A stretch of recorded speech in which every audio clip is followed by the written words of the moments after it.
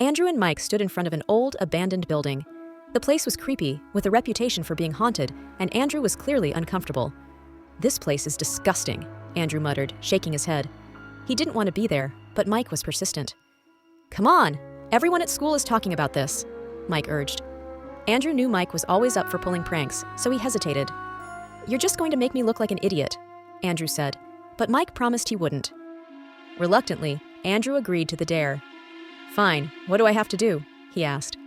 Mike handed him 2 candles. "Take these upstairs, light them, fill up the bathtub, and say a rhyme while looking into the water." Andrew wasn't convinced, and when Mike mentioned the rhyme, Andrew scoffed. "Sounds a lot like Bloody Mary," he said, but Mike brushed it off. "It's nothing like that. This one's real." Mike explained the rhyme in a low voice. "Lady beneath who drowned in this water, lady beneath who strangled her daughter, lady beneath whose blood that runs cold, I'll give you life with breath I can't hold." After reciting it, Andrew was supposed to blow out 1 candle. Then, the ghostly figure, the lady beneath, would appear and blow out the second one. There was just one crucial detail. Andrew had to hold his breath for 1 minute. As long as he did, he'd be safe.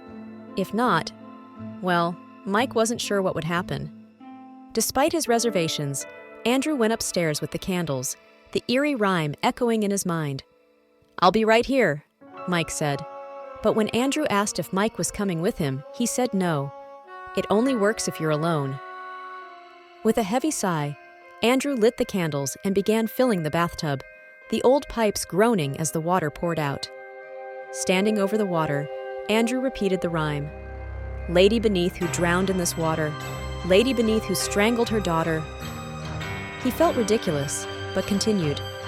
"Lady beneath whose blood that runs cold, I'll give you life with breath I can't hold."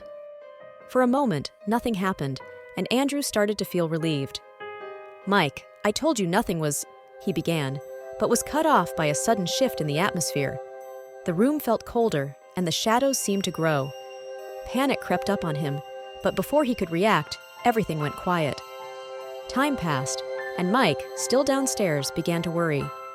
"Andrew?" he called out, but there was no response. Minutes went by, and Mike's nervousness grew into full-blown fear. He rushed upstairs, calling Andrew's name.